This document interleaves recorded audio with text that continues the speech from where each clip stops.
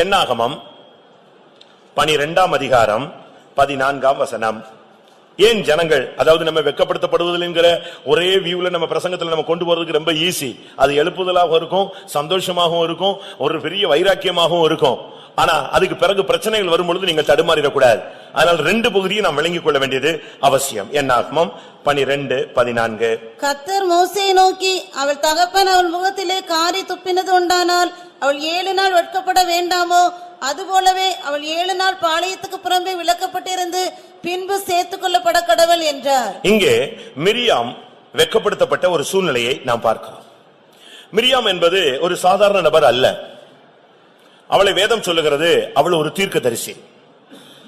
அவள் ஒரு மோசேயினுடைய சகோதரி, கூட பிறந்த சகோதரி. மிரியாமை குறித்து நாம் சாதாரணமாக கணக்கிட்டு பேச முடியாது.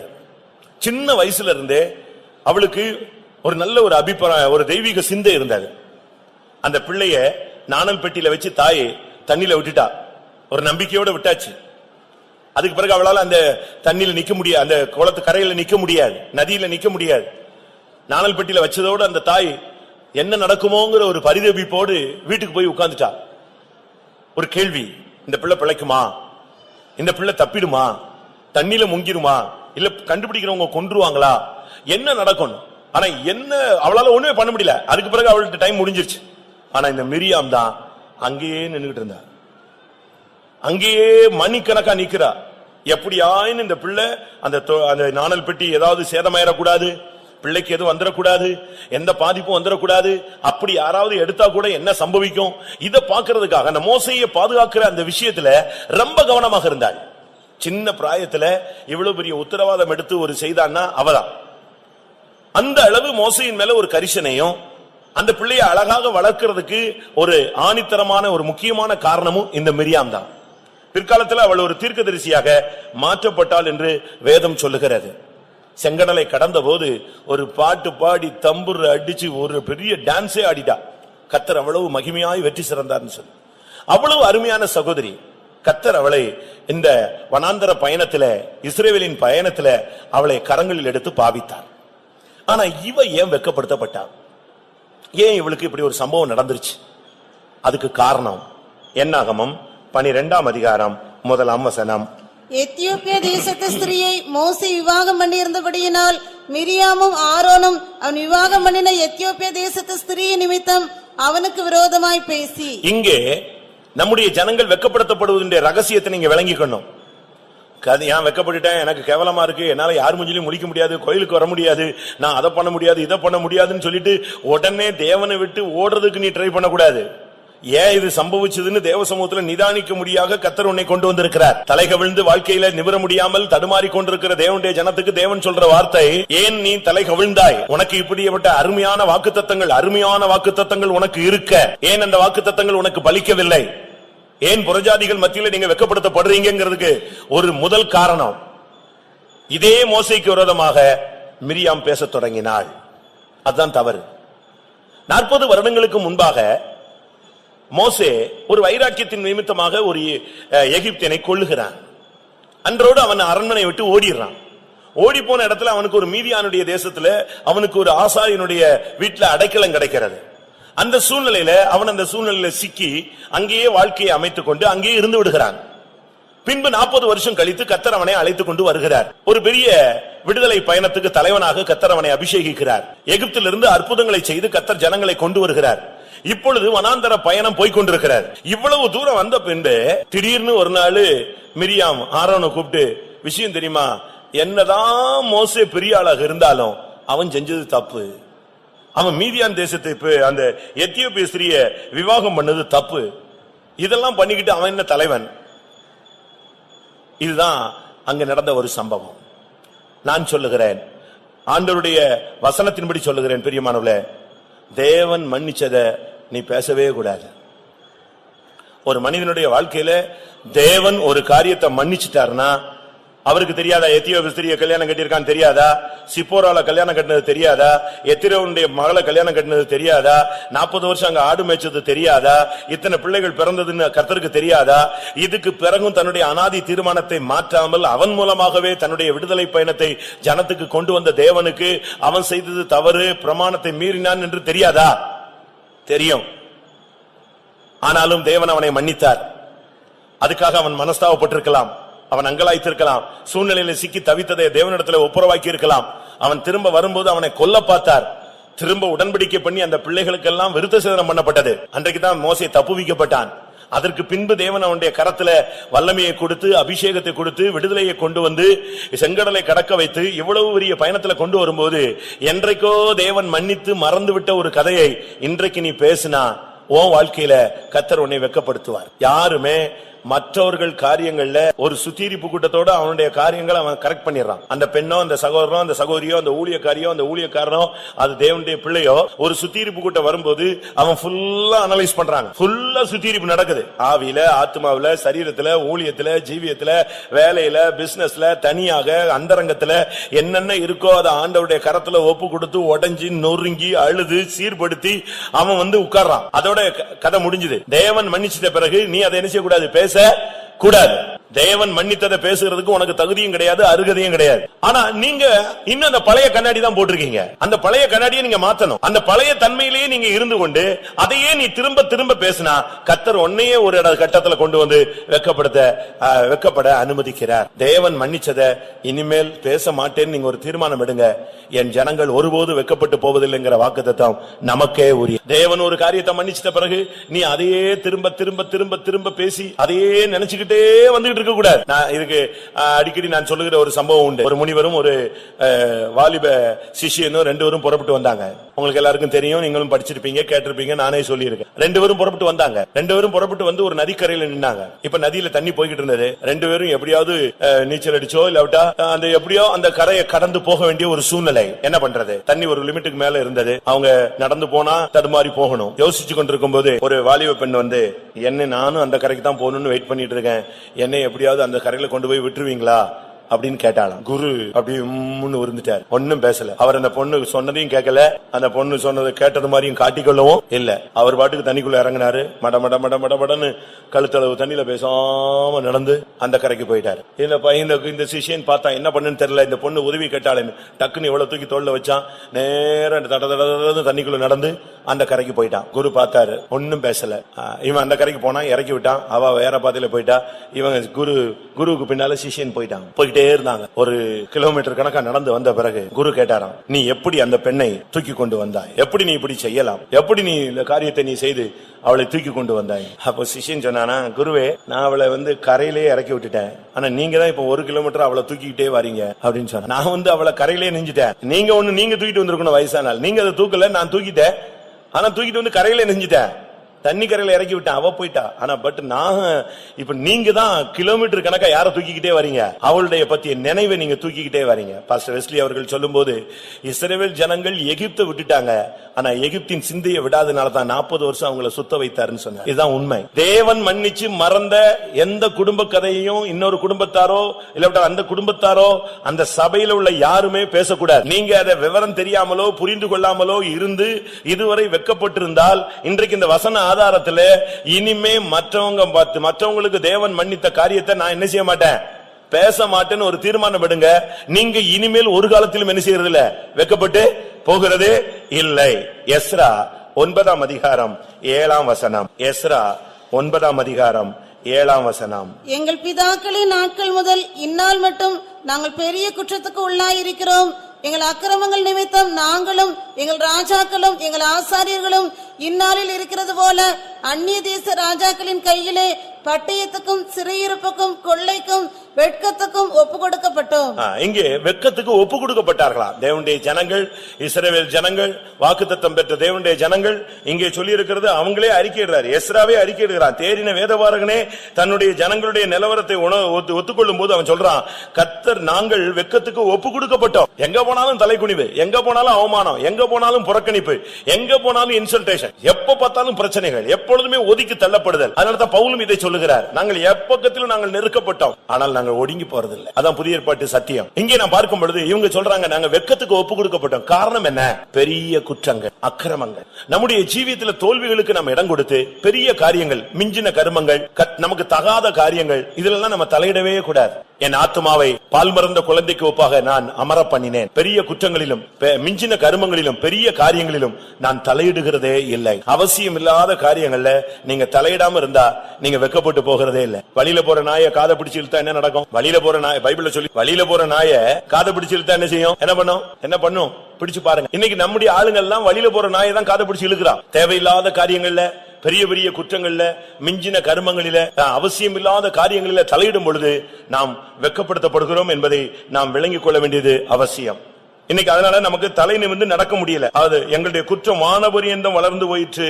என் தேவனுக்கு முன்பாக என் கண்களை ஏறெடுக்க வெக்கி கலங்குகிறேன். எங்கள் அக்கிரமங்கள் எங்கள் தலைக்கு மேலாக பெருகிற்று. இன்னொரு இடத்துல சொல்கிறான், எங்களுடைய முடிகளை காட்டிலும் அதிகமான பாவங்கள் எங்களுக்குள்ளே வந்து விட்டது. அப்படிப்பட்ட தவறுகள் நமக்குள்ளே வருகிறதுக்கு நாம் இடம் கொடுக்க கூடாது. பெரிய நீங்க இன்னைக்கு ஒரு தீர்மானம் எடுங்க பிரியமானவர்களே, இனிமேல் நான் மிஞ்சின கர்மங்கள்ல தலையிட மாட்டேன், பெரிய காரியங்கள்ல நான் தலையிட மாட்டேன், அவசியம் இல்லாத காரியங்கள், பெரிய குற்றங்கள்ல போய் நான் சிக்கிக் கொள்ள மாட்டேன்.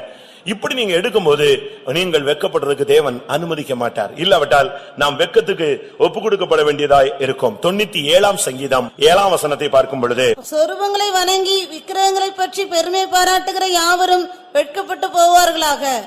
சொரூபங்களை வணங்குதல், விக்கிரகங்கள், நம்மள யாருமே விக்கிரகம் வணங்குறதுன்னு நினைக்கிறேன். ஆனா பொருளாசை நமக்குள்ள இருக்கும்போது அது ஒரு விக்கிரக ஆராதனை என்று வேதம் சுட்டி காட்டுகிறது. எபேசியருக்கு நிருபம் 5ஆம் அதிகாரத்தில் பார்க்கும் பொழுது பொருளாசை என்ன தன்மைக்கு ஒப்புமையாக சொல்லப்பட்டிருக்கிறது. 5:5 விபச்சாரக்காரனாவது, அசுத்தனாவது, விக்கிரகாராதனைக்காரனாகிய பொருளாசைக்காரனாவது. விக்கிரக ஆராதனை, சொரூபங்கள் ஆகிய பொருளாசை. எதை நம்ம இந்த உலகத்துல எந்த ஒரு பொருளை அதிகமா நேசிக்கிறோமோ அது நமக்கு விக்கிரகம். ஒருவேளை அது புருஷனா இருக்கலாம், அது மனைவியாக இருக்கலாம், அது உன் பிள்ளையாக இருக்கலாம், பேர பிள்ளைகளாக இருக்கலாம், இல்லாவிட்டால் வீட்டில் உள்ள ஒரு வாகனமாக இருக்கலாம், இல்லாவிட்டால் உன்னுடைய வீடாக இருக்கலாம், இல்லாவிட்டால் நிலமாக இருக்கலாம். எதை நீங்கள் இயேசுவை காட்டிலும் அதிகமா நேசிக்கிறீர்களோ அது உங்களுடைய விக்கிரகம். அது நீங்கள் சரியான விதத்தில் சத்தியத்தை புரிந்து கொள்ள வேண்டியது அவசியம். எந்த பொருட்கள் மேல அதிகமான நாட்டம் போய் அது நிமித்தம் நீங்கள் வஞ்சிக்கப்பட்டு அதுக்காக கடன் வாங்கி அதுக்காக அழுது அதுக்காக சண்டை போட்டு அதுக்காக ஒரு கூக்குரலிட்டு அந்த பொருளை கொண்டு வர முடியாத நீங்கள் முயற்சி எடுக்கிறீர்களோ அது ஒரு விக்கிரக ஆராதனை. சொரூபங்களை வணங்குகிறவர்கள் வெட்கப்பட்டு போகிறார்கள். அதில் நிமித்தம் பெருமை பாராட்டுகிறவர்கள்.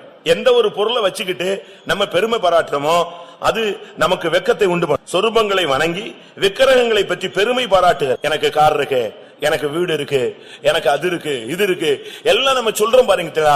இதெல்லாம் நம்முடைய வார்த்தையில் உள்ள பெருமைகள். இவைகள் நிமித்தம் நமக்கு ஒரு நாள் வெட்கம் உண்டாகும். அதை நாம் விளங்கிக் கொள்ள வேண்டியது அவசியம். அப்படி பார்த்தா நம்முடைய வீடுகளில் எவ்வளவு விக்கிரகங்கள் இருக்குன்னு பாருங்க. என்னென்ன காரியங்களை நீங்க விக்கிரகம் போல வச்சிருக்கீங்க. ஒரு சிலர்லாம் சில காரியங்களை தொட விட மாட்டாங்க, சில காரியங்களை காட்டவே மாட்டாங்க, அதை பூஜை போட்டு வச்ச மாதிரி வச்சுக்கிட்டே இருப்பாங்க. அது அவங்களுக்கு என்னது? அது ஒரு விக்கிரகம். நான் ஒரு வீட்டுக்கு போனேன், அந்த வீட்டுல 3 பிள்ளைங்க, ஒரு குழந்தை பிறந்து இறந்துருச்சு, அது ஆம்பளை பிள்ளை, அதுக்கு பிறகு உள்ளது 2மே பெண் பிள்ளை. நான் அந்த வீட்டுக்கு போயிருக்கும் போது ஒரு சின்ன ஒரு லைட் போட்டு ஒரு சின்ன போட்டோ குட்டி ஒரு குழந்தைக்கு. நான் சொன்னேன், இது என்னது? நான் நினைச்சேன் இது மாதா சொரூபமா இருக்குமா இல்ல இயேசுசாமி குழந்தை மாதிரி வச்சிருக்க ஒரு போட்டோவா இருக்குமான்னு யோசிச்சுட்டு என்னன்னு கேட்டேன். அது எங்களுக்கு ஒரு ஆம்பளை பிள்ளை பிறந்து இறந்து போயிடுச்சு. நீங்க விசுவாசி தானே, இதையே வச்சுட்டு பூஜை போட்டுட்டு அதுக்கு ஒரு லைட் போட்டு வச்சிருக்கிற, அது ஒரு விக்கிரகம். அவசியம் இல்லாம நம்முடைய விசுவாசிகள் வீடுகள்ல நீங்கள் விக்கிரகத்தை கொண்டு வரக்கூடாது. முற்பிதாக்கள் அவங்க இவங்கன்னு சொல்லி நீங்க அதுக்குரிய நேரத்தை வீணாக்க கூடாது. நீங்கள் அவைகளை குறித்து நீங்கள் பெருமை பாராட்டி பேசக்கூடாது. நம்ம சொரூபங்களை போய் வணங்க போகிறது இல்ல, சொரூபங்கள் நம்ம வீடுகளில் இருக்கிறது இல்ல. ஆவிக்குரிய சொரூபங்கள் ரொம்ப இருக்கு. பொருளாசை நமக்குள்ள அதிகமாக இருக்கிறது. இன்றைக்கு நம்ம எத்தனை பேர் இப்படிப்பட்ட காரியங்களை வச்சிருந்தாலே கர்த்தர் நமக்கு அநேகருக்கு பகுத்தறிகிற தன்மை குறைவு. ஏன் இப்படி நடந்ததுங்கிறத கண்டுபிடிக்கணும். எதனால இப்படி ஒரு சூழ்நிலை நம்ம வெட்கப்படுத்தப்பட்டோங்கிறத கண்டுபிடிக்கணும். சொரூபங்கள் இருந்தால், பொருளாசைகள் இருந்தால், அதிகமான குற்றங்களும் பெரிய குற்றங்களும் மிஞ்சின கர்மங்களிலே தலையிடுகிறவர்களாய் நாம் இருந்தால், தேவன் யாருக்கோ மன்னித்த காரியத்தை நாம் அதை குறித்து இப்பொழுது விளக்கிக் கொண்டு பேசிக்கொண்டு இருந்தால் தேவன் நம்மை வெட்கப்படுத்த அனுமதிக்கிறார். அதனால நம்ம சத்தியத்தை சரியான விதத்தில் விளங்கிக் கொள்ள வேண்டியது அவசியம். நீதிமொழிகள் 29ஆம் அதிகாரம் 15ஆம் வசனத்துல பாருங்க. பிரம்பும் கடிந்து கொள்ளுதலும் ஞானத்தை கொடுக்கும், தன் இஷ்டத்துக்கு விடப்பட்ட பிள்ளையோ தன் தாய்க்கு வெட்கத்தை உண்டு பண்ணுகிறான். உங்களுக்கு பிள்ளைகளை கொடுத்துறதுக்கு நல்லது. 1 2 5 8 10 16 பெற்று பெருவாழ்வு வாழலாம். அதுல ஒண்ணு தடை இல்ல, தவறல்ல. ஆனா தன் இஷ்டத்துக்கு ஒரு பிள்ளைய நீங்க விட்டுட்டீங்கன்னு சொன்னா நிச்சயமா ஒரு காலத்துல உனக்கு அவன் வெக்கத்தை உடுத்துவான். அது ஆண் பிள்ளையோ பெண் பிள்ளையோ, ஒரே ஒரு பிள்ளை, அதனால இஷ்டத்துக்கு வளர்க்கறாங்க. அப்படி அல்ல, நாம் அப்படி செய்யவே கூடாது. ஒரு மனோவா வேதத்துல பார்க்க முடியும், நியாயாதிபதிகள்ல நாம் மனோவா, அவன் ஒரு பெரிய வல்லமையுள்ள தேவனுடைய மனிதன் அல்ல. ஆனா அவன் மனைவி ஒரு தேவனுடைய பிள்ளை. கர்த்தர் அவளுக்கு அவளுடைய விண்ணப்பத்தை கேட்டு அவளுக்கு ஒரு குழந்தை கொடுக்கும்படியாக தேவன் சித்தம் கொண்டார். அப்படி தேவன் அந்த குழந்தையை கொடுக்கிறதுக்கு முன்னால அந்த பெண்ணிடத்துல பேசி, நீ ஒரு பிரதிஷ்டையோடு இருந்தால் நான் உனக்கு ஒரு குழந்தை தருகிறேன் என்று சொன்னார். உடனே அவள் அதற்கு ஒத்துக்கொண்டாள். தன்னுடைய புருஷன் போய் சொன்னா, இப்படி ஒரு புருஷன் என்கிட்ட சொன்னாரு, ஒரு தேவதூதன் என்கிட்ட பேசினாரு, நமக்கு ஒரு குழந்தை தருவாரா, நான் பிரதிஷ்டையில இருக்கணுமான். அப்ப அவன் சொன்னான், அப்படி மறுபடி வந்தா என்னைய கூப்பிடு, நான் வர்றேன் அப்படின்னு சொல்லிட்டு அவங்க 2 பேரும் உட்கார்ந்து ஜெபம் பண்ணாங்க.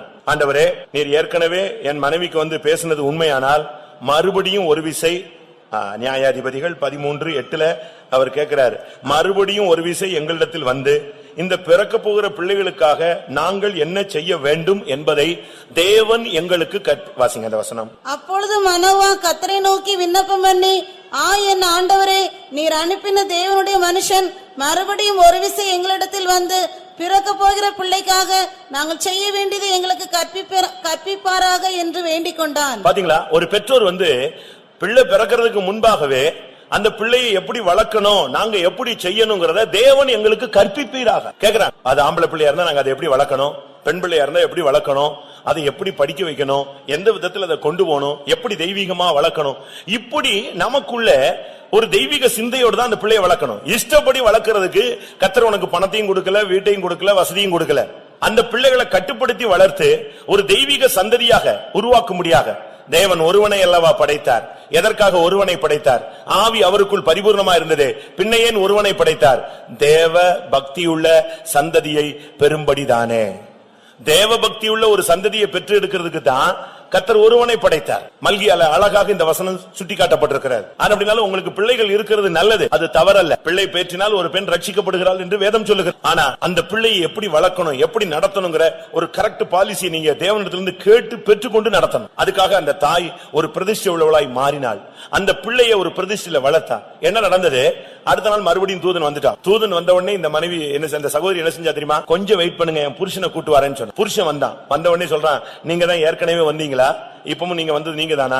சரி, அப்படியானால் 12ஆம் வசனம், நியாயாதிபதிகள் 13:12. அப்பொழுது மனோவா, நீ சொன்ன காரியம் நிறைவேறும் போது அந்த பிள்ளையை எப்படி வளர்க்க வேண்டும், அதை எப்படி நடத்த வேண்டும் என்று கேட்டான். பாத்தீங்களா, ஒரு சாதாரண மனுஷனுக்கு இப்படிப்பட்ட ஒரு நாலேஜ் இருக்குன்னா, அபிஷேகம் பெற்ற பெற்றோர்கள் தங்களுடைய பிள்ளைகளை எப்படி வளர்க்கணும்? கூட்டத்துல உட்கார வைக்கணும், எழும்பி போக விடக்கூடாது, ஜெபத்துல கண்ணை மூட வைக்கணும், ஜெபத்துல முழங்கால் பட வைக்கணும், பைபிள் வசனத்தை சொல்லிக் கொடுக்கணும், பைபிள் வசனத்தை மனப்பாடம் பண்ண வைக்கணும், அதை பிராக்டிஸ் பண்ண வைக்கணும், அதுக்கு பக்தி விருத்திக்கு ஏதவான ட்ரெஸ் போட்டு சொல்லிக் கொடுக்கணும், வந்தவங்களுக்கு விஷ் பண்ண சொல்லிக் கொடுக்கணும், யாரா இருந்தாலும் மரியாதை செலுத்த சொல்லிக் கொடுக்கணும். இது எல்லாமே சொல்லிக் கொடுக்காம காட்டுக்கழுதையை தன்னிச்சையாய் திரிய விட்டவன் யாருங்கிற மாதிரி நம்ம இஷ்டத்துக்கு விட்டுட்டா, தன் இஷ்டத்துக்கு விடப்பட்ட பிள்ளை ஒரு நாள் பெற்றோருக்கு தாய் தகப்பனுக்கு என்ன செய்வான்? கேவலத்தை, அவமானத்தை, வெக்கத்தை உடுத்துவான். ஒரே பிள்ளைங்கிறதுனால ஒன்னும் தப்பு இல்ல. 10 பிள்ளை இருந்தா தான் கண்டிக்கணும், 2 பிள்ளை இருந்தா தான் கண்டிக்கணும், ஒரே ஒரு பிள்ளை எப்படி கண்டிக்கிறது? அப்படி கிடையாது. தேவன் ஒன்றத்துல நிச்சயமா இந்த கணக்கை கேட்பார். இஸ்மவேலை கண்டிச்சு வளர்க்கறதுக்கு ஆபிரகாமுக்கு சக்தி இல்ல. அவன் பரியாசம் பண்ணி ஒரே விளையாட்டு, சிரிப்பு, நக்கல் இப்படி பண்ணிட்டு இருக்கான். ஆனா அவன் மூத்த பிள்ளையாச்சே, அவனை எப்படி பண்றது, அவனை கண்டிச்சா என்ன பண்றது? ஆகார் கோவிச்சுக்குவா. உடனே இந்த புருஷன் மனைவி அடிச்ச உடனே புருஷன் பிள்ளைய அடிச்சுட்டா மனைவிக்கு பயங்கர கோபம். நான் தான் பெத்து எடுத்தேன், உங்களுக்கு என்ன கஷ்டம், நீங்க பாட்டுக்கு அவனை பிடிச்சி அடிச்சுட்டீங்க, அவன் இன்னைக்கு பாருங்க இவ்வளவு கஷ்டப்படுறான். அதே நேரத்துல மனைவி அடிச்சுட்டா, என் பிள்ளை நீ எப்படி அடிச்சேன்னு இவன் போய் மனைவி அடிக்கிறது. இதெல்லாம் விசுவாசிகளுக்கு அழகே கிடையாது. தாய் கண்டிக்கிறான்னா புருஷனும் நீ செஞ்ச தப்புக்கு அம்மா அடிக்கிறாங்க, அப்படித்தான் நீங்க பேசணும். தகப்பன் அடிச்சுட்டா தாய் போய் நீ செஞ்சிருப்ப, அப்பா நீ தப்பு பண்ணனால அப்பா அடிச்சிருக்கிறாரு, அப்படிதான் சொல்லணும். உடனே உங்களுக்கு என்ன தெரியும்? இப்படி நீங்க பிள்ளைகளை தவறான விகற்பமான விதத்துல வளர்க்க கூடாது. ஏலி தன்னுடைய பிள்ளைகளை வளர்க்க தெரியாம வளர்த்து கடைசியில சாக தெரியாம செத்து. ஒரே நாள்ல 2 பேரும் செத்தான். அடுத்த தகப்பனும் செத்தா. ஏன் இப்படி ஒரு மருமகளும் செத்தா? இதுக்கெல்லாம் காரணம் என்ன தெரியுமா? கர்த்தர் சொல்றாரு, உன்னுடைய குமாரர்களை என்னை விட அதிகமாக நீ மதித்து விட்டாய், என்னை மதியாமல் உன் குமாரரை நீ மதித்து விட்டாய், உன் பிள்ளைகளை அடக்காமல் போன பாவத்தின் நிமித்தம் உன் குடும்பத்துக்கு என்றைக்கும் நீங்காத நியாயத்தீர்ப்பு. தமிழ்ல சொல்லுவாங்க, 5ல வளையலன்னா 50ல என்ன செய்யாது? வளையாது. பைபிள் என்ன சொல்லுகிறது? அவனை நடத்த வேண்டிய வழியில நடத்து, முதிர் வயதில் அவன் அதை என்ன செய்யாம விடாமல் பற்றி இருப்பான். உங்களுக்கு பாசம் இருக்கலாம், பாசத்தினுடைய வெளிப்பாடே கண்டிப்பு தான். கர்த்தர் எவனை அன்பு கூறுகிறாரோ அவனை அவர் என்ன செய்கிறார்? சிட்சிக்கிறார். சிட்சிக்காமல் போனால் அவன் வேசியின் பிள்ளையின் பைபிள் சொல்லு. அப்படினால உங்களுடைய பிள்ளைகளை நீங்க சரியா வளர்க்கலன்னு சொன்னா நீங்க வெட்கப்பட்டு போகாட்டாலும் உங்க பிள்ளைகள் நிமித்தம் நீங்க வெட்கப்படுத்தப்படுவீங்க. அதை நீங்க கண்டிக்க வேண்டிய இடத்துல கண்டிக்கணும், அன்பை செலுத்த வேண்டிய நேரத்தில் அன்பை செலுத்தணும். அதை அழகா நீங்க கொண்டு வரக்கூடிய ஒரு நசரேயனாக அவனை உருவாக்கலாம், ஒரு பவுலாக உருவாக்கலாம், ஒரு மோசையா உருவாக்கலாம், ஒரு தெய்வீக சந்ததியா அவனை உருவாக்கலாம், அவனை ஒரு தீர்க்கதரிசியா உருவாக்கலாம், அவனை ஒரு ஆசாரியனா உருவாக்கலாம், அவனை ஒரு சுவிசேஷகனா உருவாக்கலாம். ஆனா அதை விட்டுட்டு நம்ம எப்படி உருவாக்குறோம்? நம்ம எப்படி அப்படி உருவாக்குறோம்? சீகன் பால்குன்னு நீங்க ஒரு மிஷனரியை கேள்விப்பட்டிருப்பீங்க. தரங்கம்பாடியில தமிழ் பைபிள முதலாவது தமிழ் பைபிளை உண்டாக்குன ஒரு நல்ல ஒரு தெய்வீக மனிதன். தமிழ்ல ஃபர்ஸ்ட் பைபிள அவர்தான் மொழிபெயர்த்து கொண்டு வரார். அவர் 3 வயசோ 4 வயசோ இருக்கும்போது அவங்க அம்மா சாக படுக்கையில கிடக்குறாங்க, செத்து போக போறாங்க. செத்து போக போற சகோதரியை சுத்தி அந்த பிள்ளைகளும் நிக்குது, புருஷனும் நிக்கிறான். அந்த சகோதரி சொன்னா, என்னுடைய ஓட்டம் முடிய போகுது, இந்த பிள்ளைகள் எல்லாம் நீங்க தெய்வீகமா பாதுகாத்துக் கொள்ளுங்க, நல்லா வளர்த்துருங்க. இவனை சீகனை எப்படியாயினும் நீங்க ஒரு மிஷனரியா சுவிசேஷம் அறிவிக்கப்படாத இடத்துல இவனை ஒரு சுவிசேஷகனா கொண்டு போய் நீங்க நிறுத்தணும், அப்படித்தான் இவனை நீங்க வளர்க்கணும்னு சொன்னாங்களாம். அவர் அப்படியே இவ செத்து போறா, இப்ப போய் என்னத்திலாமோ சொல்லிட்டு இருக்காளேன்னு அப்படியே அழுகுற. அப்ப அவ சொல்றா, அந்த பெண் சொல்றா, சாகும்போது அவனை சுவிசேஷகனா மிஷனரியா வளர்த்து மிஷனரியா அனுப்புவேன்னு எனக்கு பிராமிஸ் பண்ணி கொடுங்க. இந்த குட்டி பையனுக்கு ஒண்ணுமே தெரியாது, 4 வயசோ 3 வயசோ அப்படியே நிக்கிறான். அவனை கையை எடுத்து இவர் கையை பிடிச்சு அந்த செத்து போற மனைவியினுடைய கையில வச்சு 3 பேருக்கும், அந்த பையனுக்கு ஒண்ணுமே தெரியல, அம்மா அப்பா ஏன் தங்க கையை பிடிச்சாங்கன்னே தெரியாது. அப்படியே பிடிச்சு அன்னைக்கு ஒரு உடன்படிக்கை பண்றாரு. அன்றைக்கு அந்த மனைவி செத்து போயிட்டா. அந்த தகப்பன் அன்னைக்கு சொன்ன வார்த்தைக்காக அந்த பிள்ளைய வளர்த்து மிஷனரியா இந்தியாவுக்கு அனுப்புனார். யாராவது அனுப்புறீங்க? இப்படிப்பட்ட பெற்றோர்கள் இருக்கீங்களா? சாகும்போது என் பிள்ளைய நல்லா பாத்துக்கோங்க, நல்ல இடத்துல கல்யாணம் கட்டி கொடுத்துருங்க, நல்லா வச்சிருங்கன்னு தான் சொல்லுவோமே தவிர என் பிள்ளை சுவிசேஷத்துக்காக சாகணுங்கிற வெளிப்பாடு இன்னைக்கு புதிய ஏற்பாட்டு பெந்தேகோஸ்தே சபை விசுவாசிகளுக்கு இல்லை. ஆனா இஷ்டத்துக்கு பிள்ளைய விட்டுட்டு அந்த பிள்ளைய ஒருத்தன் கண்டிச்சிட்டான்னா உடனே சண்டே ஸ்கூலுக்கு அனுப்புறது இல்ல. அந்த பிள்ளைய சண்டே ஸ்கூல்ல யாரோ சத்தம் போட்டாங்களாம், உடனே சண்டே ஸ்கூலுக்கு அனுப்ப மாட்டோம். போ பாதாளத்துக்கு கூட்டி போயிரு பிள்ளைய. அவன் 25 வயசு 40 வருஷம் வளர்ந்து பாதாளத்துக்கு போறதுக்கு இன்னைக்கு நீ அவனை இழுத்துட்டு போயிடுற. கண்டிக்கட்டும், அடிக்கட்டும், கண்டிக்கட்டும், சரிப்படுத்தட்டும், உருவாக்கட்டும். என் பிள்ளை அப்படி யாராவது டீச்சர் சத்தம் போட்டாங்கன்னா சத்தம் போடுவாங்க, நீ தப்பு பண்ணிருப்ப, சத்தம் போட்டுருப்பாங்க. அப்படி நீங்க சொல்ற பெற்றோர்கள் தான் நமக்கு சபைக்கு தேவை. ஐயோ இல்ல என் பிள்ளைய பார்த்தே சத்தம் போட்டாங்க, என் பிள்ளைய பார்த்தே ட்ரீட்மெண்ட் பண்ண, ஒன்னும் பண்ண முடியாது. இஷ்டத்துக்கு விடப்பட்ட பிள்ளை அவன் தகப்பனுக்கு தாய்க்கும் லட்சையை உண்டு பண்ணுவான். அதனால நீங்கள் உங்களுடைய பிள்ளைகளை கண்டிப்பா வளருங்க, அன்பா வளருங்க, பாசத்தோடு வளருங்க.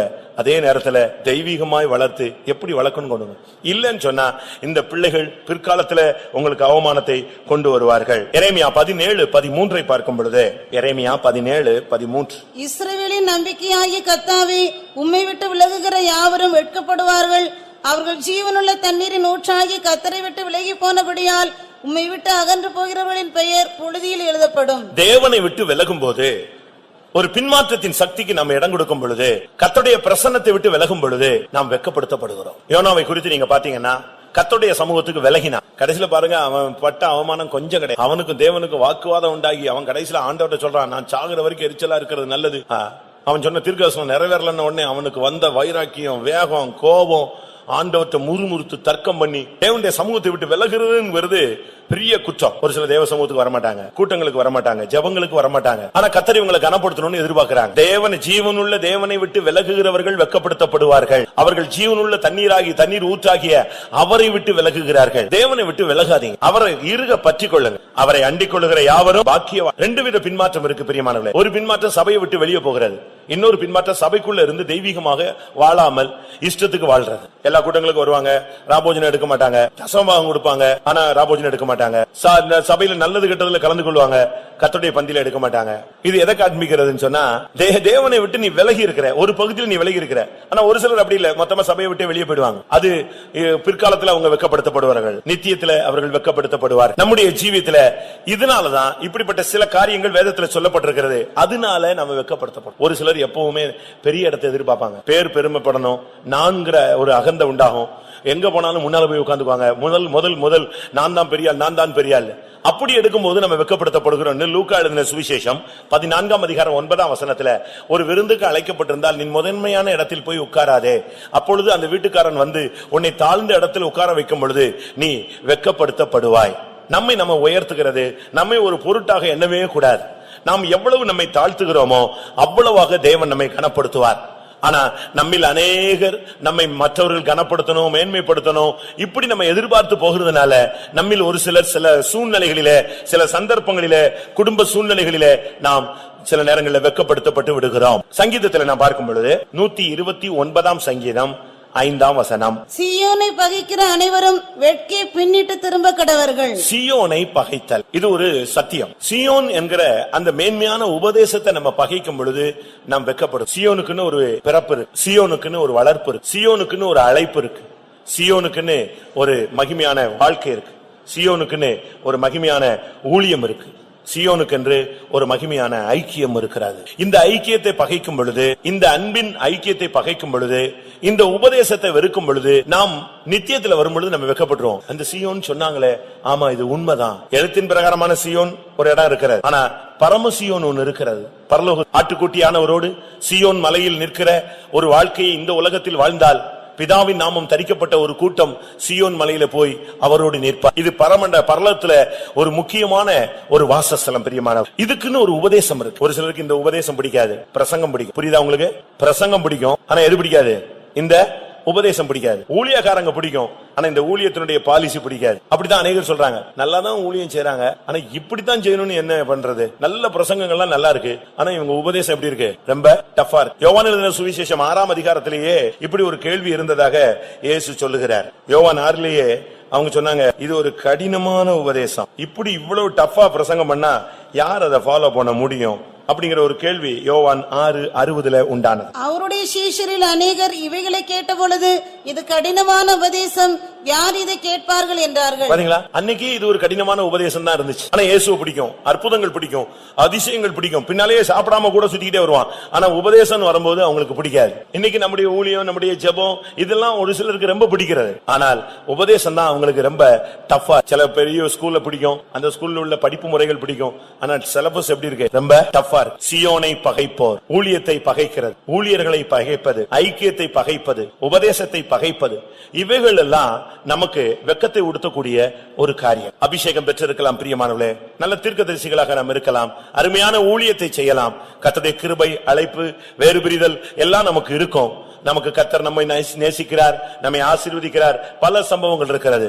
ஆனால் வெட்கப்படுத்தப்படுவதின் ரகசியம் என்ன? மற்றவர்களுடைய குறைகளை, மன்னித்த காரியங்களை நாம் பேசுவது, பெரிய குற்றங்கள், அக்கிரமங்களுக்கு நாம் இடைபடுவது, பொருளாசைக்கு நாம் இடம் கொடுப்பது, பிள்ளைகளை தாறுமாறாய் வளர்ப்பது, தேவனை விட்டு நாம் விலகி போகிறது, நமக்கு சபைக்குள்ளே ஒரு முதலிடத்தை இப்படி நாம் பார்க்கும் பொழுது நாம் வெட்கப்படுத்தப்பட்டு போகிறோம். ஆனால் வேதம் சொல்லுகிறது, நமக்கு வாக்குத்தத்தமும் கொடுக்கிறது, தேவனும் நம்மை குறித்து சொல்லுகிறார், என் ஜனங்கள் ஒருபோதும் வெட்கப்பட்டு போவதில்லை. நாம் எப்படி இருந்தால் வெட்கப்பட்டு போக மாட்டோம் என்று சில வசனங்களை நான் உங்களுக்கு முன்பாக வைக்க விரும்புகிறேன். 37 சங்கீதம் 18-19 வசனங்கள். உத்தமர்களின் நாட்களை கர்த்தர் அறிந்திருக்கிறார், அவர்கள் சுதந்திரம் என்னென்றைக்கும் இருக்கும். அவர்கள் ஆபத்து காலத்திலே வெட்கப்பட்டு போகாதிருந்து பஞ்ச காலத்திலே திருப்தி அடைவார்கள். உத்தமர்கள் ஆபத்து காலத்திலே வெட்கப்பட்டு போகாதிருப்பார்கள். கிறிஸ்தவ வாழ்க்கையில ஒரு உத்தமமான ஒரு வாழ்க்கை இருக்கிறது. தேவனுடைய ஜனங்கள்ல பல கூட்டங்கள் இருக்கிறார், ஆனா அதுல ஒரு கூட்டத்தை கர்த்தர் உத்தமமானவர்களாய் பார்க்கிறார். உத்தமர்கள், உத்தமர்களாக இந்த சபைக்குள்ள இருக்கிற தேவனுடைய ஜனங்கள், நீங்கள் ஒருபோதும் வெட்கப்பட்டு போவது இல்லை. எப்பொழுது ஒரு மனிதன் உத்தமனாகிறான்? 19 சங்கீதம் 12-13 வசனங்களை பார்க்கும் பொழுது, தன் பிழைகளை உணர்கிறவன் யார்? மறைவான குற்றங்களுக்கு என்னை நீங்களாக்கும், துணிகரமான பாவங்கள் என்னை ஆண்டுகொள்ள ஒட்டாதிரும், அப்பொழுது நான் உத்தமனாகி பெரும் பாதகத்துக்கு நீங்களாயிருப்பேன் என்று சங்கீதக்காரன் சொல்லுகிறார். பிழைகள் இல்லாத ஒரு வாழ்க்கை, மறைவான குற்றங்கள் இல்லாத ஒரு வாழ்க்கை, துணிகரமான பாவம் இல்லாத வாழ்க்கை, பெரும் பாதகங்கள் இல்லாத வாழ்க்கை ஒரு மனிதனை உத்தமனாய் மாற்றுகிறார். 75 வயதிலே ஆபிரகாம் அழைக்கப்பட்டு அவனுக்கு ஒரு குழந்தை கொடுப்பேன் என்று தேவன் வாக்கு பண்ணுகிறார். 24 வருடங்கள் அந்த வாக்குத்தத்தங்கள் நிறைவேறவே இல்லை. 99 வயதாகிவிட்டது. ஆனாலும் வாக்குத்தத்தம் நிறைவேறின பாடு இல்லை. என்ன செய்வது? 99 வயதில் ஆதியாகமம் 17 அதிகாரம் 1 வசனத்துல கர்த்தர் 99 வயதில அவனுக்கு தரிசனமாகி அவனோடு பேசின வார்த்தை, நான் சர்வ வல்லமையுள்ள தேவன், நீ எனக்கு முன்பாக நடந்து கொண்டு உத்தமனாய்.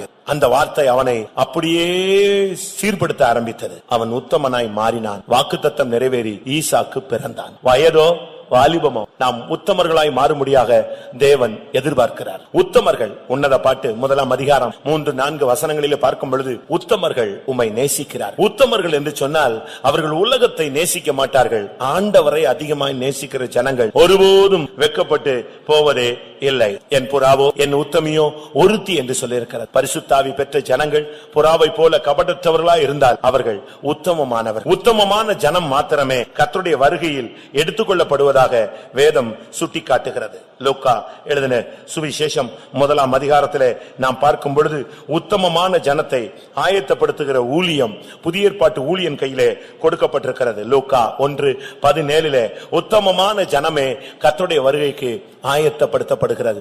கர்த்தருடைய வருகைக்கு போகிற ஜனங்கள் இந்த பூமியிலே ஒருபோதும் வெட்கப்பட்டு போக தேவன் அனுமதிக்க மாட்டார். நம்மில் எத்தனை பேர் உத்தமர்களாக மாற விரும்புகிறோம்?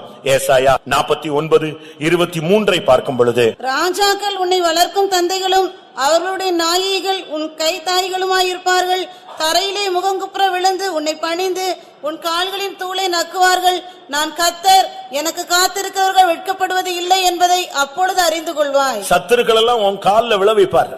அதுதான் தேவனுடைய திட்டம். நீ நிமிர்ந்து நிற்பாய், மற்ற அரிக்கட்டுகள் உனக்கு முன்பாக வணங்கி நிற்கும். நீ நிமிர்ந்து நிற்பாய், சூரியன் சந்திரன் நட்சத்திரங்கள் உனக்கு பணிந்து நிற்கும். இதுதான் உன்னுடைய அழைப்பு. உன்னை ஒருபோதும் வெட்கப்பட்டு போக தேவன் அனுமதிக்கிறதில்லை. நீ ஒரு உத்தமமான வாழ்க்கை வாழ்ந்தால் கர்த்தர் உன்னை ஒருபோதும் வெட்கத்துக்கு அனுமதிக்க மாட்டார். இரண்டாவது, நீ கர்த்தருக்கு காத்திருக்க வேண்டும். தேவனுடைய செயல்கள் உன் வாழ்வில் நடக்கும்படியாக, தேவனுடைய கிரியைகள் உனக்கு நடக்கும்படியாக எனக்கு காத்திரு என்றுதான் கர்த்தர் பேசுகிறார். பரிசுத்தவான்களுடைய வேதத்தின் வசனத்தின் வெளிச்சத்திலே நான் பார்க்கும் பொழுது அவருக்கு காத்திருக்கிறவர்கள் செட்டைகளை அடித்து உயர எழும்பி இருப்பதை நாம் பார்க்கலாம். அவர்களுக்கு சோர்வோ இளைப்போ கிடையாது. கர்த்தருக்கு காத்திருக்கிறவர்கள் கழுகை போல செட்டைகளை அடித்து உயர எழும்புவார்கள் சொல்லி இருக்கிறார். ஜெபத்திலே காத்திருங்கள், உபவாசத்திலே காத்திருங்கள், விசுவாசத்திலே காத்திருங்கள், கர்த்தருடைய வருகைக்கு பதில் வருவரை காத்திருங்கள், தேவன் உங்களுக்காக கிரியை செய்யும் வரை காத்திருங்கள், தேவன் உங்களுக்காக எழுந்தருளி சத்துருக்களை சிதறடிக்கும் வரை நீங்கள் காத்திருங்கள். கழுகை போல அந்த சிறகுகள் அந்த இறகுகள் மறுபடி முளைத்து ஒரு புதிய பலன், ஒரு வால வயது வருவரை நீங்கள் காத்திருங்கள். தேவன் உங்களுக்கு என்ன சொல்ல போகிறார் என்பதை அறியும் வரை தேவனுடைய சமூகத்திலே தரித்திருங்கள். பிரியமானவர்களே, தேவனுக்கு காத்திருக்கிற ஜனம் ஒருபோதும் வெட்கப்பட்டு போனதே இல்லை. அவருக்கு காத்திரு, அவரே உன் காரியத்தை வாய்க்க பண்ணுவார் என்று சொல்லி இருக்கிறார். இன்றைக்கு தேவனுடைய ஜனங்கள் வெட்கப்பட்டு போறதுக்கு காரணம் என்ன? அவசர புத்தி. எடுத்தேன் கவிழ்த்தேன். அத தமிழ்ல சொல்லுவாங்க, ஆக்க பொறுத்தவனுக்கு என்ன கிடையாது, ஆற பொறுக்க முடியல. இந்த வாயில ஏதாவது சூடா போட்டுட்டு வாய்க்குள்ளேயும் போகாது, தொண்டைக்குள்ளேயும் போகாது, கீழே கொட்டிட்டு துப்பிட்டு இருப்பான். அப்படி ஒண்ணும் அவசியம் இல்லை. கர்த்தர் உனக்கு தருவார். அவர் நன்மையானதை தருவார், நிறைவானதை தருவார். கொஞ்சம் வெயிட் பண்ணு. அவர் லேட்டா கிரியை செய்யறாரு நீங்க யோசிக்க கூடாது. அவர் லேட்டாவே இல்ல, தகுந்த நேரத்துல சரியான நேரத்துல ஒரு செகண்ட் கூட விட மாட்டார். அந்த பாடையில தூக்கி கொண்டு போன அந்த நாயினூர் விதவையினுடைய பையனை கரெக்டா ஊர் எல்லையில வந்து சந்தித்தார். அவருக்கு தெரியும் இதுக்கு பிறகு அவனை போய் புதைச்சிருவாங்க. அந்த இடத்திலேயே சந்திச்சு அந்த பெண்ணினுடைய கண்ணீரை துடைத்தவர். இன்றைக்கு நிச்சயமா நீ காத்திருந்தால், கர்த்தருக்கு காத்திரு. ஏன் இவ்வளவு வெயிட் பண்றீங்க, ஏன் நீங்க பதில் சொல்ல மாட்டேங்கிறீங்க, ஏன் இந்த காரியத்தை நீங்க முடிவெடுக்க மாட்டீங்க அப்படின்னு சொன்னா நீங்க சொல்லணும், நான் யாருக்காக வெயிட் பண்றேன்? யாருக்காக? எங்க அக்கா மாப்பிள்ள வர்றதுக்காக வெயிட் பண்றேன், எங்க அண்ணன் வர்றதுக்காக வெயிட் பண்றேன், பணம் கிடைக்கணும்னு வெயிட் பண்றேன், அந்த தபால் வரணும், தந்தி வரணும், மணி ஆர்டர் வரணும்.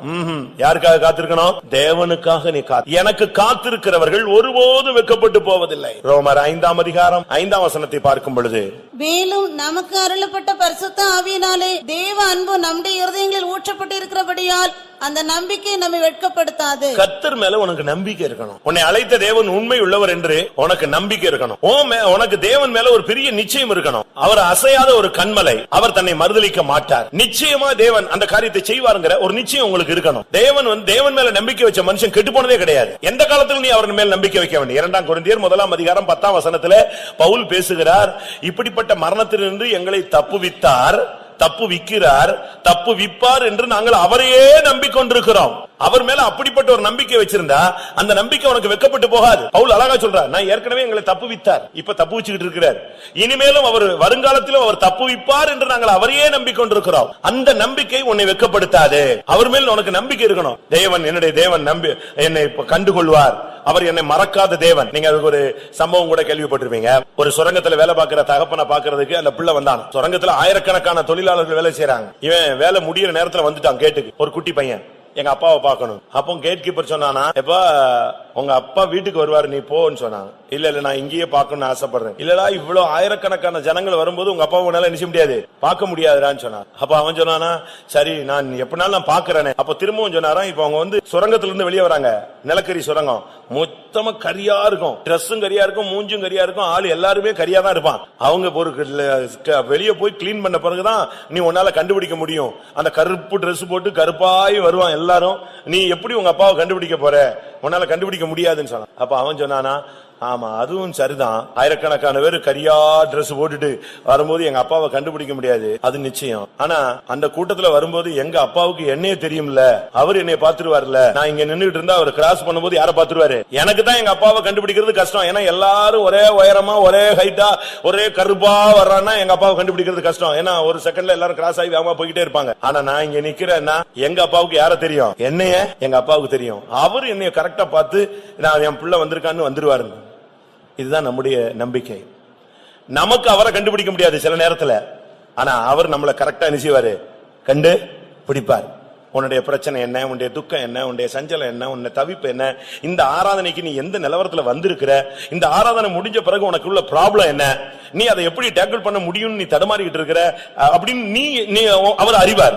ஆனா அதே நேரத்துல அதை எப்படி டேக்கிள் பண்ணலாங்கிற ஒரு சொல்யூஷனோட தான் அவர் வந்திருக்கிறார். வெக்கப்பட்டுருவோமோ நீ வந்திருக்கிற, நீ வெக்கப்படாம இருக்கணும்னா உனக்கு இந்த ஆலோசனை எல்லாம் தேவ ஆவியானவர் உனக்கு கொடுக்கிறார். ரோமர் 10:11 அவரிடத்தில் விசுவாசமா இருக்கிறவன் வெக்கப்பட்டு போவதில்லை. அவர் மேல சரியான ஒரு விசுவாசத்தை கொண்டு வாங்க. நான் விசுவாசிக்கிறவர் இன்னார் என்று அறிவேன், அவர் உண்டென்றும் தம்மை தேடுகிறவருக்கு அவர் பலன் அளிக்கிறவர் என்றும் என்ன செய்ய வேண்டும், விசுவாசிக்க வேண்டும். விசுவாசமானது நம்பப்படுவரின் உறுதியும் காணப்படாதவைகளின் நிச்சயமா இருக்கிறார். உனக்கு ஒரு சரியான ஒரு விசுவாசம், நான் ஆராதிக்கிற தேவன் என்னை தப்புவிக்க வல்லவர், நான் விசுவாசிக்கிறேன்.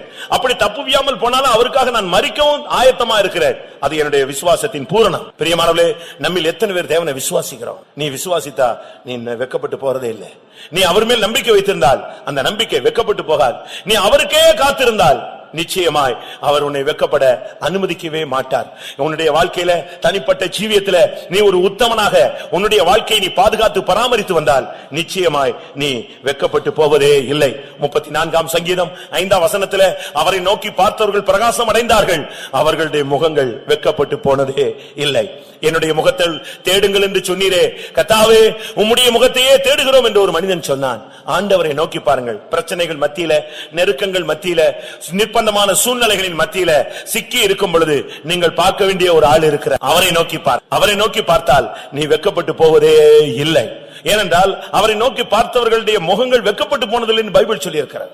ஒரு வேளை பிரியமானவர்களே, இதுவரை நீங்கள் வெக்கப்படுத்தப்பட்டு போனீர்களா? யோசித்து பாருங்க. ஏன் வெக்கப்பட்டு போயிட்டோம், எதனால இப்படி நடந்துச்சுன்னு இப்போ ஓரளவு உங்களுக்கு புரிஞ்சுக்கிட்டீங்க. தேவன் உனக்கு துணை நின்றால் நீ வெக்கப்பட மாட்டாய். ஏசாயால 50:7 சொல்லி இருக்கு, தேவன் எனக்கு துணை நிற்கிறார், நான் வெக்கப்பட்டு போவதில்லை என்று நான் அறிந்திருக்கிறேன். எனக்கு தெரியும் நான் வெக்கப்பட்டு போக மாட்டேன். ஏனென்றா தேவன் என் பட்சத்தில் இருக்கும்போது நான் தோற்று போக மாட்டேன், வெக்கப்பட்டு போக மாட்டேன். இப்ப உங்களுக்கு தெரியுதா ஏன் வெக்கப்படுத்தப்பட்டீங்க, ஏன் வெக்கப்படுத்தப்பட மாட்டீர்கள்? வேதம் சொல்லுகிறது, இன்றைக்கு நீங்க இந்த வசனத்துக்கு ஒப்பு கொடுத்தால் உத்தமர்களாக, கர்த்தருக்கு காத்திருப்பவர்களாக, அவர் மேல் நம்பிக்கை வைப்பவர்களாக, தேவன் உங்களுக்கு துணை செய்கிற ஒரு வாழ்க்கையை வாழ்ந்து விசுவாசித்து அவரையே நோக்கி பார்த்து அவர் மேலேயே நம்பிக்கை வைத்து நீங்கள் காத்திருந்தால் நீங்கள் வெக்கப்பட்டு போவது. யாக்கோபினுடைய வாழ்க்கையை பற்றி ஏசாயா தீர்க்கதரிசி சொல்லுகிறான், இனி யாக்கோபு வெக்கப்பட்டு போவதில்லை, அவன் முகம் செத்து போவதும் இல்லை. ஏசாயா 29:22 வசனம். ஆகையால் ஆபிரகாமை மீட்டுக் கொண்ட கர்த்தர் யாக்கோபின் வம்சத்தை குறித்து இனி யாக்கோபு வெட்கப்படுவது இல்லை, இனி அவன் முகம் செத்து போவதும் இல்லை. இனினா என்ன அர்த்தம்? இதுவரைக்கும் அவன் வெட்கப்படுத்தப்பட்டுட்டான். அவனுடைய வாழ்க்கையில பல பிள்ளைகளை சரியான விதத்துல வளர்க்கல, தீனால இஷ்டத்துக்கு விட்டுட்டான். ஒரு சுத்தி பாக்குற உடனே பெர்மிட் கொடுத்துட்டான். பிள்ளைகளை கட்டுப்படுத்த முடியாத ஒரு சூழ்நிலை, சில நேரங்கள்ல வெட்கப்படுத்தப்படுகிற சூழ்நிலையில அவன் தள்ளப்பட்டான். அவன் சொல்றான், என் வாசனையை கெடுத்துட்டீங்களே, அடிதடியில போய் இறங்கி அசிங்கப்படுத்திட்டீங்களேன்னு தன்னுடைய பிள்ளைகள் லேவி சிமியோனை பார்த்து கத்துனான். இப்படி பல இடங்கள்ல அவன் வெட்கப்படுத்தப்பட்டான். அவன் மாமனார்ல வெட்கப்படுத்தப்பட்டான். இப்படி பல சூழ்நிலைகள் அவனுடைய வாழ்க்கையில வந்தாலும் இப்ப கர்த்தர் சொல்றாரு, இனி யாக்கோபினுடைய முகம் வெட்கப்பட்டு போவது இல்லை, அவன் முகம் இனி செத்து போவதும் இல்லை. அப்படின்னா என்ன அர்த்தம்? இன்றைக்கு இந்த ஆராதனைக்கு பின்பு உன்னை உத்தமனாக, கர்த்தருக்கு காத்திருக்கிறவனாக, தேவனை விசுவாசிக்கிறவனாக, அவர் மேல் நம்பிக்கை வைக்கிறவனாக, அவரையே நோக்கி பார்க்கிற ஒரு வாழ்க்கைக்கு நீ உன்னை ஒப்பு கொடுத்தால் இனி நீ வெட்கப்பட்டு போவதில்லை. இன்னொரு வசனம் இருக்கு, சதா காலங்களிலும் எந்த காலத்திலும் கர்த்தர் உன்னை வெட்கத்துக்கு அனுமதிக்க மாட்டார். ஏசாயா 45 அதிகாரம் 17 வசனம். இஸ்ரவேலோ கர்த்தராலே நித்திய ரட்சிப்பினால் ரட்சிக்கப்படுவான். நீங்கள் என்னென்றைக்கும் உள்ள சதா காலங்களிலும் வெட்கப்படாமலும் கலங்காமலும் இருப்பீர்கள். பாத்தீங்களா, இது எவ்வளவு இந்த வசனத்தை நல்லா பிடிச்சுக்கோங்க. இது ஒரு முக்கியமான ஒரு வார்த்தை. சதா காலங்களிலும், எந்த சூழ்நிலையிலும் இஸ்ரவேல், அங்க யாக்கோபை பத்தி சொன்னாரு, இங்க இஸ்ரவேலை பத்தி சொல்றார். இஸ்ரவேல் இனி ஒரு காலத்திலும் என்றென்றைக்கும் உள்ள சதா காலங்களிலும் அவன் வெட்கப்படாமலும் கலங்காமலும் இருப்பான். எப்படிப்பட்ட ஒரு வசனம் பாத்தீங்களா? இது தேவனுடைய திட்டம். தன்னுடைய பிள்ளைகள், என்னைக்கு நீ பைபிள் எடுத்தியோ, என்னைக்கு நீங்க ஞானசானம் எடுத்துட்டீங்களோ, என்னைக்கு அபிஷேகம் என்னும் தைல கிரீடம் உங்க தலையில வந்துச்சோ, அன்னையிலிருந்து உங்களை கனப்படுத்துறது மட்டும்தான் அவருடைய பாலிசி. ஆனா நாம் தான் இப்படி தலைதளமா நடந்து, ஏதாவது தேவனுடைய வசனத்துக்கு புறம்பா நடந்து, சத்தியத்துக்கு விரோதமா நடந்து பல இடங்கள்ல அவமானப்படுத்தப்பட்டு விட்டோம்.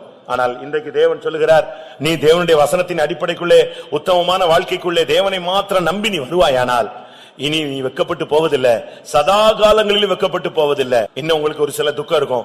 இவ்வளவு இடத்துல நான் கேவலப்படுத்தப்பட்டேன், இவ்வளவு எனக்கு அவமானம் வந்துருச்சு, அதுக்கு என்ன நடக்க போகுது? அப்ப நான் கேவலப்பட்டது தானா அப்படின்னு ஒரு கொஸ்டின் வரும். அதுக்கு ஒரு வசனம் சொல்றேன். ஏசாயா 61:7. உங்கள் வெட்கத்துக்கு பதிலாக ரெண்டத்தனையாய் பலன் வரும். லட்சைக்கு பதிலாக தங்கள் பாகத்தில் சந்தோஷப்படுவார்கள். அதிநிமித்தம் தங்கள் தேசத்தில் ரெட்டிப்பான சுதந்திரம் அடைவார்கள். நித்திய மகிழ்ச்சி அவர்களுக்கு உண்டாகும். பாத்தீங்களா, இந்த வசனம் எவ்வளவு அருமையான வசனம். நீங்க எவ்வளவு வெட்கப்பட்டீர்களோ அதுக்கு பதிலாக ரெட்டிப்பான பலனை கர்த்தர் உனக்கு தருவார். அடுத்ததாக, லட்சைக்கு பதிலாக, அவமானம் கேவலத்துக்கு பதிலாக நீங்கள் உங்கள் பாகத்திலே சந்தோஷப்படுவீர்கள். நித்திய மகிழ்ச்சி அவர்களுக்கு உண்டாயிரு. பாருங்க, நீங்க வெட்கப்படுத்தப்பட்ட இடங்கள்ல கர்த்தர் உங்களை கனப்படுத்தும். எவ்வளவு அசிங்கப்படுத்தப்பட்டீங்களோ அதே இடத்துல நீங்கள் கனப்படுத்தப்படுவீர்கள். இது தேவனுடைய வாக்குத்தத்தம். எந்த இடத்துல உங்களை தப்பா பேசினாங்களோ, இது உலகத்திலேயே இப்படிதான். அப்போஸ்தலர் நடபடிகளை நீங்க பாத்தீங்கன்னா, அப்போஸ்தலனாகிய பவுல் மெலிதா தீவில வருகிறார். அங்கே ஒரு பாம்பு அவர் கையை கவ்வி கொண்டது. பாம்பு கையை கடிச்ச உடனே எல்லாரும் சொன்னாங்க, இவன் பழிகாரன், இவன் ஒரு பாதகன், இவன் ஒரு கொலைபாதகன், இதுக்கு சந்தேகமே இல்லைன்னு சொன்னார். எப்படிப்பட்ட ஒரு வார்த்தை! 4 வசனம், அப்போஸ்தலர் 28:4, இவன் மனுஷ கொலைபாதகன், இந்த மனுஷன் கொலைபாதகன், இதுக்கு சந்தேகமே இல்லை. இவனை சமுத்திரத்துக்கு கர்த்தர் தப்புவிச்சாலும் பழி இவனை விடல. ஆனா என்ன நடந்தது? அப்படியே நின்னா, அந்த பாம்பு கையில கவ்விட்டு தொங்கிட்டு இருக்கு. எல்லாரும் நினைச்சாங்க இவன் சடிதியில விழுந்து செத்து போயிடுவான். அவன் அந்த பாம்பை அக்கினில அது எரிஞ்சு சாம்பலாயிடுச்சு. ஒண்ணுமே இவனுக்கு ஆகல. கொஞ்ச நேரத்துல அதே ஜனம் 4 வசனத்துல கொலைபாதகன் சொன்ன அதே ஜனம் 6 வசனத்துல இவன் தேவன் என்று சொன்னார்கள். எந்த இடத்துல கேவலப்படுத்தப்பட்டானோ அதே இடத்துல சில நிமிடங்கள்ல கனப்படுத்தப்படுகிறது. இதுதான் தேவனுடைய திட்டம். எந்த இடத்துல நீங்கள் வெக்கம் உடுத்தப்பட்டீர்களோ அதே இடத்துல கர்த்தர் ரெண்டத்தனையான பலனை உங்களுக்கு தரப்போகிறார். கர்த்தருடைய பரிசுத்த நாமத்துக்கு மகிமை உண்டாவதாக. எல்லாவற்றுக்கும் மேலாக கடைசியா ஒரு வசனம் சொல்றேன். நாம் இந்த உலகத்துல வெக்கப்படுத்தப்பட்டோம். என்னை அப்படி சொல்லிட்டாங்க, என்னை எப்படி சொல்லிட்டாங்க, எனக்கு அப்படி ஆயிருச்சு, இப்படி ஆயிருச்சு, இப்படிலாம் நமக்கு சொல்றோம். நல்லது. ஆனால் அவைகளிலிருந்து தப்பி போறதுக்கு வழியும், ஒருபோதும் வெக்கப்பட்டு போகாத ஒரு வாழ்க்கைக்கும் வேதம் வழி சொல்லுகிறது. இவை எல்லாவற்றை காட்டிலும் இயேசு வரும்போது நாம எடுத்துக்கொள்ளப்படணும். அப்பதான் நாம் வெக்கப்படாத ஒரு வாழ்க்கை வாழ்ந்திருக்கிறோங்கிறதுக்கு அர்த்தம் இருக்கிறது. 1 யோவான் 2 அதிகாரம் 28 வசனத்துல அவர் வரும் பொழுது நாம் வெக்கப்பட்டு போகாதபடி அவரில் நிலைத்திருங்கள். இப்படி இருக்க பிள்ளைகளை, அவர் வெளிப்படும் போது நாம் அவர் வருகையில் அவருக்கு முன்பாக வெட்கப்பட்டு போகாமல் தைரியம் உள்ளவர்களாய் இருக்கும்படிக்கு அவரில் நிலைத்திருங்கள். அவர் சரியில்லை, இவர் சரியில்லை, அவன் சரியில்லை, இவன் சரியில்லை, அது அப்படி இது இப்படி, நான் செஞ்சது நீதி, அவர் செய்தது அநியாயம், அப்படி பண்ணிட்டாங்க, எப்படி பண்ணிட்டாங்க, என்னை கேவலப்படுத்திட்டாங்க. இந்த பாட்டெல்லாம் நீங்க பாடுறத நிப்பாட்டுங்க. இன்னைக்கு வேத வசனம், இந்த வசனத்தை மட்டும் கடைசியா பிடிச்சிட்டு போங்க. இப்படி இருக்க பிள்ளைகளே, அவர் வெளிப்படும் பொழுது நாம் அவர் வருகையில வெட்கப்பட்டு போயிடக்கூடாது. நான் காணிக்க கொடுத்தேன், தசமபாகம் கொடுத்தேன், அதை பண்ணினேன், இதை பண்ணினேன், ஊழியம் செஞ்சேன், இத்தனை வருஷம் ஊழியம் செஞ்சேன், இவ்வளவு கஷ்டப்பட்டேன், நான் அதை பண்ணினேன், இதை பண்ணினேன், என்னைய கேவலப்படுத்திட்டாங்க, இன்னைக்கு கர்த்தர் என்னை கனப்படுத்திட்டாருனா இப்படியும் சொல்லலாம், அப்படியும் சொல்லலாம், என்னனாலும் சொல்லிட்டு இந்த வாழ்க்கையில போயிட்டே இரு. ஆனா நீ வெட்கப்பட்டு போகாமல் இருப்பவனுடைய கடைசி காரியம் ட்ரம்பட் அடிக்கும், எக்காலம் தொனிக்கும். அன்னைக்குதான் நானும் நீங்களும் உண்மையானவர்களா, உத்தமமானவர்களா, பரிசுத்தமானவர்களா, அநீதி உள்ளவர்களா, உண்மையான சத்தியத்துக்கு வாழ்ந்திருக்கிறோமான எனக்கு தான் தெரியும். அன்னைக்கு தான் தெரியும். இதுவரைக்கும் நம்ம எப்படினாலும் மேனேஜ் பண்ணிக்கிட்டே இருக்கலாம். அழகா ஒயிட் ட்ரெஸ் போட்டுக்கலாம், முழங்கால போடலாம், லேலியா பாடலாம், அந்நிய பாஷை பேசலாம், தீர்க்கதரிசனம் சொல்லலாம், ஊழியம் செஞ்சிடலாம், எல்லாத்தையும் அப்படியே அழகா பூசணிக்கா எல்லாத்தையுமே ஒளிச்சு வச்சிடலாம், மறைச்சு வச்சிடலாம். எக்காலம் தொனிக்கும் போது பாஸ்டர் டிவி அவர்கள் சொல்வாரு, சாவுல ஒருத்தன் நடிக்க முடியாது, அதே மாதிரி வருகையிலையும் ஒருத்தன் என்ன செய்ய முடியாது, நடிக்க முடியாது. அவர் வருகையில், அவர் வெளிப்படும் பொழுது, அவர் வருகையில் நாம் வெட்கப்பட்டு போகாமல் இருக்கும்படியாக நாம் தைரியம் உள்ளவர்களாய் இருக்கும்படி அவரில் நிலைத்திருங்கள். அவரில் நிலைத்திருந்தால் மட்டுமே பிரியமானவர்களே அவருடைய வருகையில வெட்கப்பட்டு போகாமல் இருப்போம். எத்தனை பேருக்கு இந்த உலகத்திலும் இயேசு வருகையிலும் நான் வெட்கப்பட்டு போகாமல் இருக்க வேண்டும் என்று வாஞ்சிக்கிறீர்கள்? அப்படிப்பட்டவர்கள் மட்டும் கண்களை மூடுங்கள். இந்த உலகத்திலும் நான் ஒரு காலம் வெட்கப்பட்டு போக கூடாது. இந்த உலகத்தில் நான் உத்தமனாய் கர்த்தருக்கு காத்திருந்து அவருடைய நோக்கி பார்த்து நான் பிரகாசம் அடைந்து என்னுடைய பாதையிலே முன்னேறி செல்ல வேண்டும். எக்காலம் துணிக்கும் பொழுது நான் வெட்கப்பட்டு போகாமல் நான் மகிமையிலே அவரோடு இணைய வேண்டும் என்று எத்தனை பேர் வாஞ்சிக்கிறீர்கள்? அப்படிப்பட்டவர்களோடு கர்த்தர் பேசுகிறார். அப்படிப்பட்டவர்களுக்கு ஒரு அபிஷேகத்தை தரப்போகிறார். இனிமேல் நீ ஒருபோதும் வெட்கப்பட்டு போவதில்லை என்கிற ஒரு வாக்குத்தத்தத்தையும் உனக்கு கொடுத்து தேவன் இன்றைக்கு அனுப்ப போகிறார். அப்படிப்பட்டவர்கள் மட்டும் வெட்கப்பட்டு போகாதபடி ஒரு வாழ்க்கை வாழக்கூடிய தேவனுக்கே காத்திருந்து அவரையே நோக்கி பார்த்து அவரையே விசுவாசித்து அவரையே நம்பி உத்தமர்களாய் வாழக்கூடிய ஒரு அபிஷேகத்தை எத்தனை பேர் பெற்றுக்கொள்ள விரும்புகிறீர்கள்? அப்படிப்பட்டவர்கள் கண்களை மூடி முழங்கால் படி எடுப்போம். ஹல்லேலூயா. என் ஜனங்கள் சதாகாலங்களிலும் வெட்கப்பட்டு போகாதிருப்பார்கள். எவ்வளவு ஒரு அதர்சனமான தேவனுடைய ஒரு தெளிவான வார்த்தை. சதாகாலங்களிலும் ஒருபோதும் தாவீது கேட்கிறான், ஆண்டவரே ஒரு காலம் நான் வெட்கமடையாதபடி செய்யும் ஆண்டவரே. என் வேலையில, என் தொழில, என்னுடைய ஆட்சியில, என்னுடைய குடும்பத்தில, என் பிள்ளைகள் மத்தியில, நண்பர்கள் மத்தியில, உறவினர்கள் மத்தியில, என் ஜாதி ஜனங்கள் மத்தியில, சமுதாயத்தின் மத்தியில, என்னுடைய சபையின் மத்தியில, என்னுடைய ஊழியத்தின் மத்தியில, பரிசுத்தவான்கள் மத்தியில, என்னுடைய உலக வாழ்க்கையின் எந்த பகுதியிலும் ஒரு காலம் ஒருபோதும் நான் வெட்கமடையாதபடி செய்யும் என்று சொல்லுகிறவர்கள் கரங்களை உயர்த்துங்கள். அது ஒரு தெய்வீக வாழ்க்கை பிரியமானவர்களே. அது ஒரு சேலஞ்சபிள் லைஃப். அது ஒரு சவாலான வாழ்க்கை. ஒருபோதும் சதா காலங்களிலும் ஒரு காலம் வெட்கமடையாத ஒரு வாழ்க்கைக்கு நீ அழைக்கப்பட்டிருக்கிறாய். சத்துருக்கு வெட்கத்தை உடுத்துவார், நீயோ வெட்கப்பட்டு போவதில்லை. ஆமென், ஹல்லேலூயா. சத்துருவின் முகம் செத்து போகும், உன் முகம் செத்து போவதில்லை. யாக்கோபின் முகம் செத்து போவதில்லை. இவ்வளவு நாட்கள் நாம் ஏன் வெட்கப்பட்டு போனோம் என்பதை நாம் விளங்கிக் கொண்டோம். இனிமேல் யார் குறையும் பேசாதிருங்கள், பொருளாசைக்கு இடம் கொடாதிருங்கள், பெரிய குற்றங்களில் சிக்கிக் கொள்ளாதிருங்கள், பிள்ளைகளை கண்டித்து வளருங்கள், தேவனை விட்டு விலகாத ஒரு தெய்வீக வாழ்க்கையில நிலைத்திருங்கள். சீயோனுக்கு விரோதமாய் உபதேசத்துக்கு விரோதமாய் பேசாதிருங்கள். ஆமென். கர்த்தர் உனக்கு துணை நிற்கிறார். நீ ஒருபோது வெட்கப்பட்டு போவதில்லை. ஹல்லேலூயா. அவரை நோக்கி பார், அவரை விசுவாசி, அவர் மேல் நம்பிக்கை வை, அவருக்கு காத்திரு, உத்தமமான வாழ்க்கை வாழு. ஆமென். உன் வெட்கத்துக்கு பதிலாக இரட்டத்தனையான பலனை கர்த்தர் தரப்போகிறார். ஹல்லேலூயா. இனி உன் முகம் செத்து போவதில்லை. எக்காலம் தொனிக்கும், நீர் அவரோடு மறுரூபமாவாய். ஹல்லேலூயா, ஹல்லேலூயா, ஹல்லேலூயா, ஹல்லேலூயா.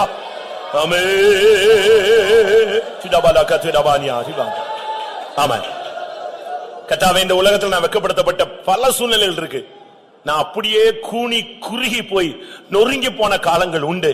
ஆனால் நான் உம்மை அறிந்த பின்பு நீர் என் தலையை கனம் பண்ணினீர், என் தலையை உயர்த்தினீர், எனக்கு பெரியோருக்கு ஒரு நாமத்தை தந்தருளினீர். நானும் பிரபுக்களோடு இந்த சபையில உட்கார அருள் செய்தீர். எத்தனை பேர் சொல்ல முடியும்? ஹல்லேலூயா, ஹல்லேலூயா. ஆமென். இந்த உலகத்தில் நான் எந்த பாதையில நடத்தப்பட்டாலும் சரி, நீர் வரும்போது நான் வெட்கப்பட்டு போகாமல் நான் மகிமையிலே மறுரூபமாக வேண்டும்.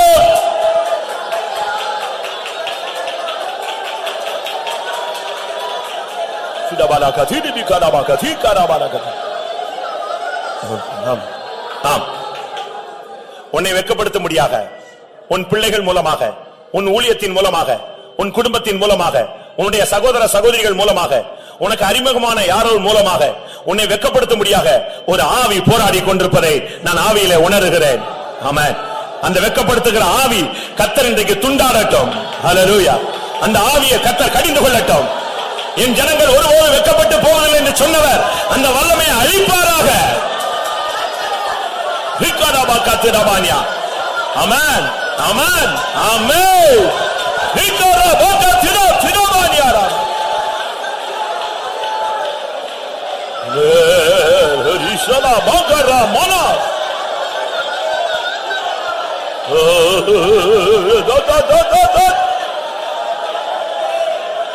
ஆமென். தாவீது அப்சலோமால் சொந்த தன் கற்ப பிறப்பான பிள்ளையின் நிமித்தம் வெட்கப்படுத்தப்பட்டான். அவசரமாய் வெளியே ஓடினான், வெறுங்காலால் ஓடினான். அப்படி ஒரு நிர்பந்தமான சூழ்நிலைக்கு வெட்கப்படுத்தப்பட்டான். வழியில எல்லாரும் அவனை தூஷித்தார்கள், கேவலப்படுத்தப்பட்டான். அவன் சொன்னான், ஆண்டவரே, இனிமேல் என்னால் இந்த வெட்கத்தை தாங்க முடியாது, இனி ஒரு காலம் நான் வெட்கம் அடையக்கூடாது. அதே சிங்காசனத்துக்கு திரும்பி வந்தான். அவனை கல்லெறிந்தவன், அவனை தூஷித்தவன் மன்னிப்பு கேட்டான். ஹல்லேலூயா. எந்த பிள்ளை எழும்பினானோ அவனை கர்த்தர் அப்புறப்படுத்தினார். எந்த இடத்தை விட்டு விலகி போனானோ அதே சிங்காசனத்துக்கு மறுபடியும் அவனை கொண்டு வந்து உட்கார வைத்த தேவன் உண்மையுள்ளவர். ஹல்லேலூயா. தேவன் உன்னை கனப்படுத்த சித்தம் கொண்டிருக்கிறார். ஹல்லேலூயா, ஹல்லேலூயா.